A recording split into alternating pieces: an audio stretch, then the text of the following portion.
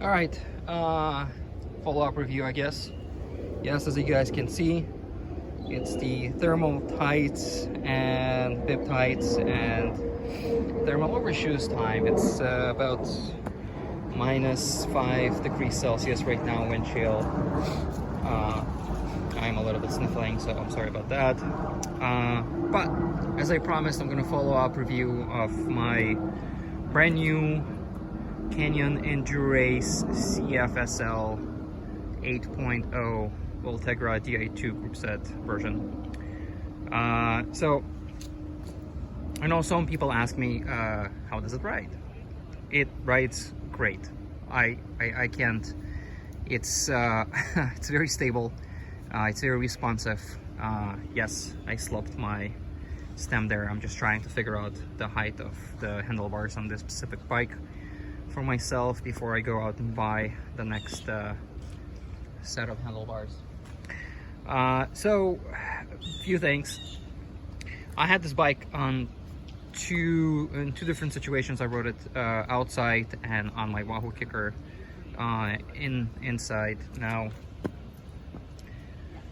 one of the things that I don't know if you're aware of that, but Canyon, probably the first company that actually rolled out saying that they are going to fully warranty support their frames on bike trainers. That's kind of controversial because no other bike brand before them ever said that.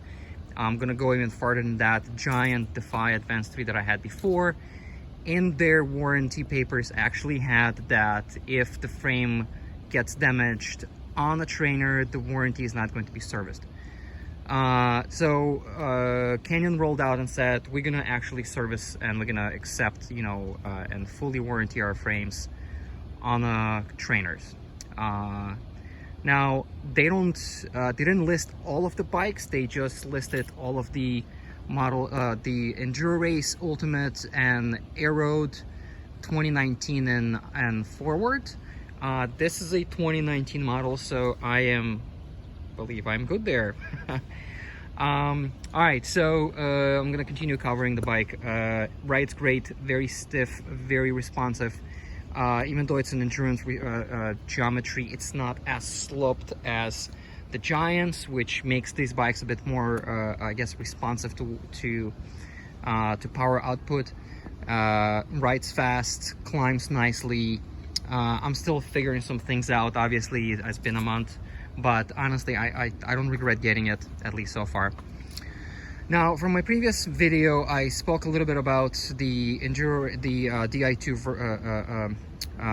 details themselves. Now, as you remember, there's a little junction box right here. It does not connect to Bluetooth on your mobile device, so you can use the app or anything. Several things to know. So, as I mentioned in my previous video, I did get that little Bluetooth transmitter. That's what it looks like. It comes with one cable. That's a correction from a previous video when I said two cables. It comes with only one extra cable just to make this connection.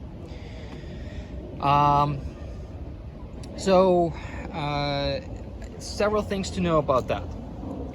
And all the Di2 videos that I actually watched and saw, and different people installing and working through it, no one actually says that, and apparently that's a trend that happens, and I don't know if Shimano is going to fix that or not.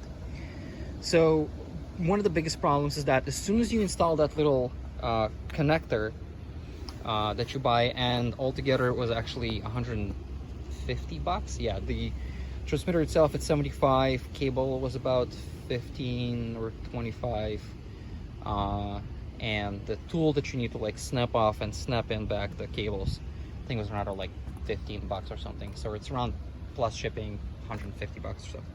So another slight correction from my previous video.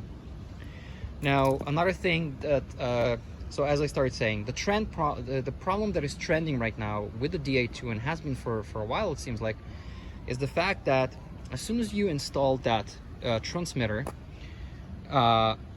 your entire group set goes into shock, literally, and I'm not kidding, in a complete shock.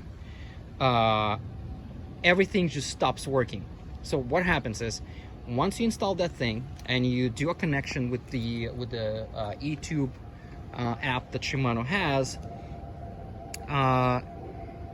it immediately recognizes that it needs to download an upgrade or an update for the firmware for the actual transmitter. It does that, and it seems I'm not the only one. Almost every person that I watched on YouTube connecting this specific transmitter has the same problem.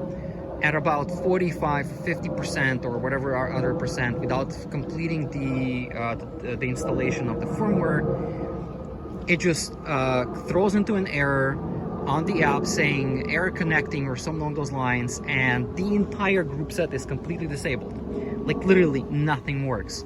You can't connect, the junction box is not turning on, your shifters are not working, like you're done. That's it. Now, how do you solve this problem? Simply, you have to pull out the battery, disconnect the cable, the connection cable from the battery, leave it out for like a second or two, connect it all back. I'm sorry, I'm gonna take it back.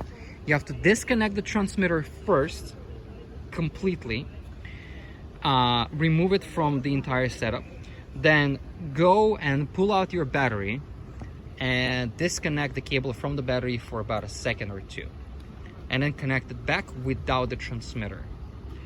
Then everything works. Now, right when you've done that, then you can go again and reconnect the transmitter.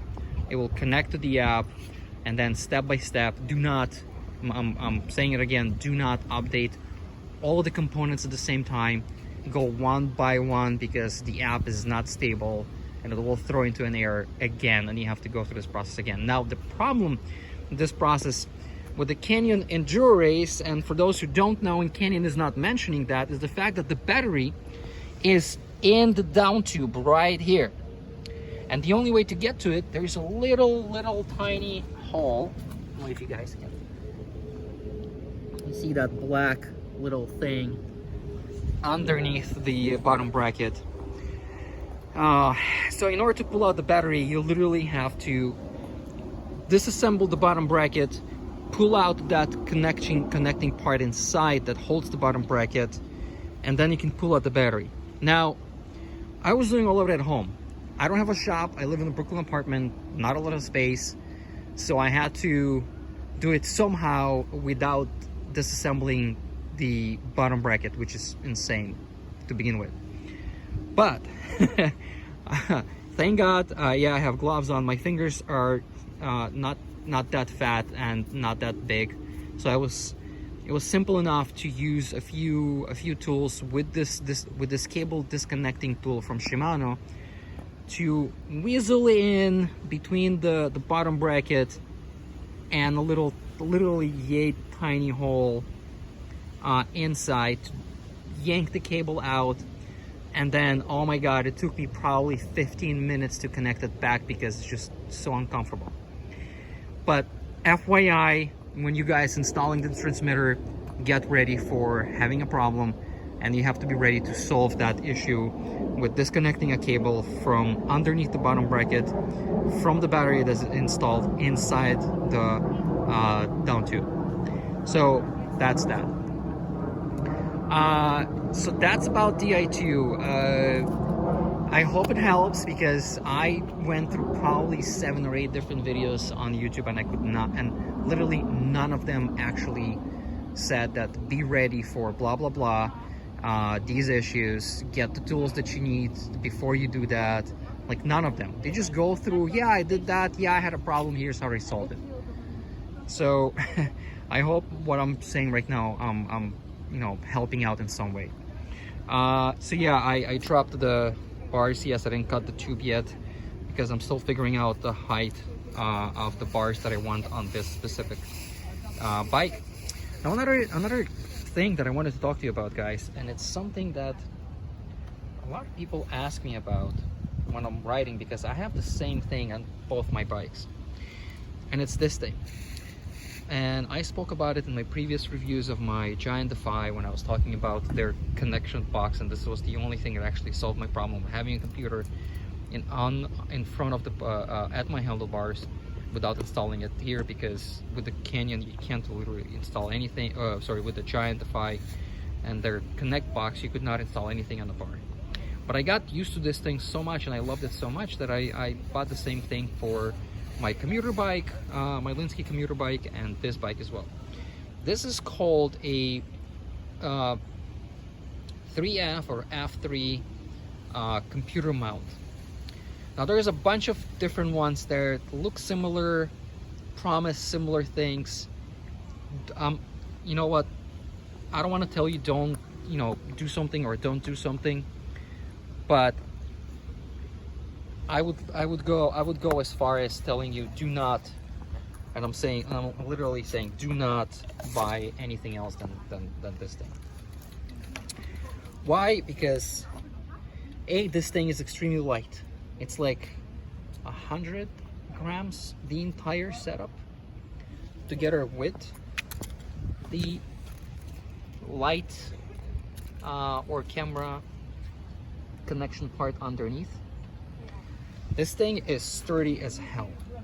It is literally, it's becoming part, I'm sorry, I'm mounting back into the bike.